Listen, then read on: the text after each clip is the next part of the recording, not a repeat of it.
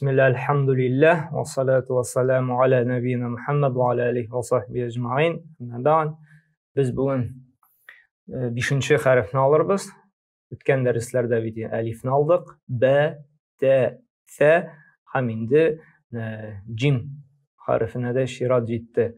Mine B, T, F alarının indi rəvişi yazılı formaları bir kime gibi işlay bit. Ayırması noktadan bir noktadan başladık. 3 nokta ko'tardik biz alarını işlay bit. B bulganda 1 noktası.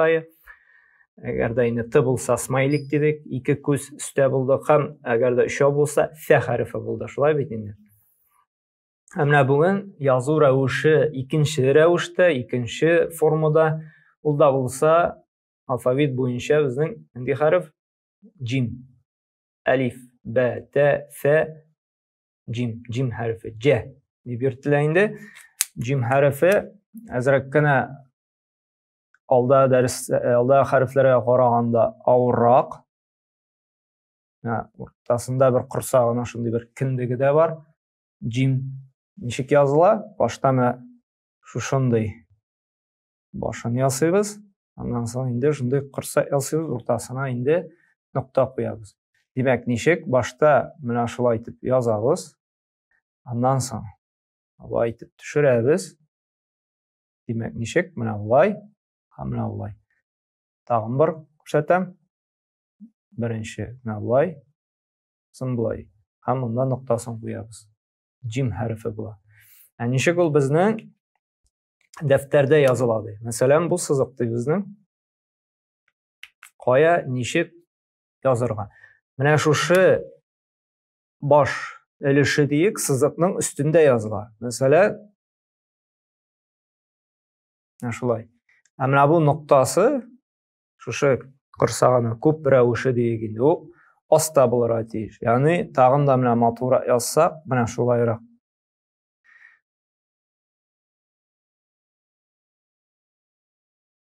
Mine. Cim harfi şulay yumart harflerden. O iki yak harfke de eğer de özü şekilli yumart harf kilse iki yakka da yalğan al. Nişe gitti? Mesela bu bizden sızıq şulay bey. Mesela nişe ol söz başında yazılı. Şulay noktası asqa düşe. Şuşu başı ol bizden üstte qala. Noktası asqa düşe. Yani defterinin sızığının aslında noktası düşe. Şuşu ağızı deyiginde bu başı üstte qalır atiş ve şuşunday rəvişte. Bu bizden buldu harfinin başında yazılatıran rəvişi. Ortada nişik yazıla? Ortada indi azrakkina yazırga kıyınıraq. Nişin degende bunun yazılışın tamamını alaytib öğrenik. Başta mına şulay. Ham indi mında bulaytib sızabız. Bulaytib düşürdük. Ham mında sızabız. Ham noktağına koyabız. Mına orta jerin yazırga indi azrakkina kıyınıraq. Mına şulay sızıqni kitirəbiz. Başın mingirəbiz şulay. Ham mına bulaytib indi yalğab koyabız.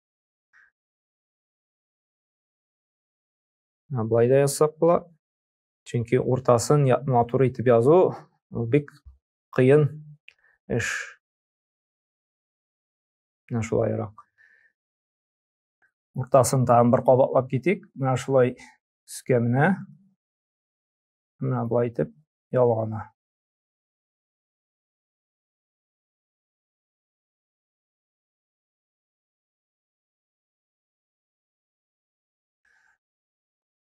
Başta mingirəbiz şulay. Ham indi bundan bulay etip düşürəbiz. Tavuğa mingirəbiz başta. Trampolin yasıyız. Ham şul trampolinden indi asqa düşəbiz. Tam bir ortasını öğrenirge ağırraq. Bu buldu cim harfi. Ahırdan indi adətdəki nişik harf var şulay yazılanı. Sızıq kildi. Başını ko'tardik. Ham sürüp jiberdik. Cim harfi. Nişik ol başka sözler bilen yazıla. Mesela iң birinchi boshында. Masalan, ja keldi degan so'z. Nishik yozildi? Jim so'z boshida yozilgan kabi alif bilan keldi. Ja. Masalan, ertangi namoz fajr f harfi bilan nishik o'rtada yoziladi? F harfi, jim ham ro. Fajrun masalan. Fajr. Fajr. Masalan, chiqdi degan so'z oxirinda. Xo roja. Xo roja. Xo roja. Ja so'z boshida, fajr so'z o'rtasida. Demak, biz bunda ko'rdik nishik boshini o'rangan ek, shulay bitib sirtlamini o'rtasida ham oxirinda ham ko'rdik ayrim so'zlar bilan. J boshida keldi, yo'lanib ketdi, o'rtasida keldi, ham oxirinda keldi. Bunda so'rov tug'iladi, nishiksin? Chunki biz aytgan edik bit. Ostda bir nuqtali ol b harfini deb. Shulay bit endi. Bunda bitta jim harfi paydo bo'ldi, bir nuqtali. Nishik ayrilgan? Biz nishik aytgan edik? Agarda shunday kiyma formasida bo'lsa deb, ham ostda nuqtali b harfi deydi. Bu bit kiyma formasida tug'il. Bu o'zina ko'ra bir ikkinchi ravishda. Shulay bit. Ham ostda shunda yo'q nuqtali. Buning endi ol kiymasi siziqning ustunda. Shulay bit endi. Bu siziqdi bizning. Bu bizning ham ko'rabizmi? Buning nuqtasida ostida butun bir narsa yo'q. Jimning hali bunda zo'r qursoq bor. Ustunda hali zo'r og'zida bor. Shulay bit.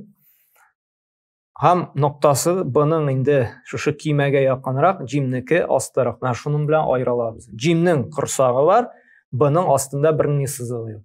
Shuning bilan bu bilan jimni biz bu tamasga bu yordam etishadi. Jimni endi esda qoldirish uchun boshqa harflardagi kabi 3-4 yil endi boshida, o'rtasida, oxirinda ham jim harfin o'zingina ko'p topqirlar yozib, nag'atirga ko'nuglar yasar kerak. Shu vaqtda endi u bizning esda qolishi. Subhanakalloh bihamdika ashhadu an la ilaha illa anta astaghfiruka va atubu ilayk.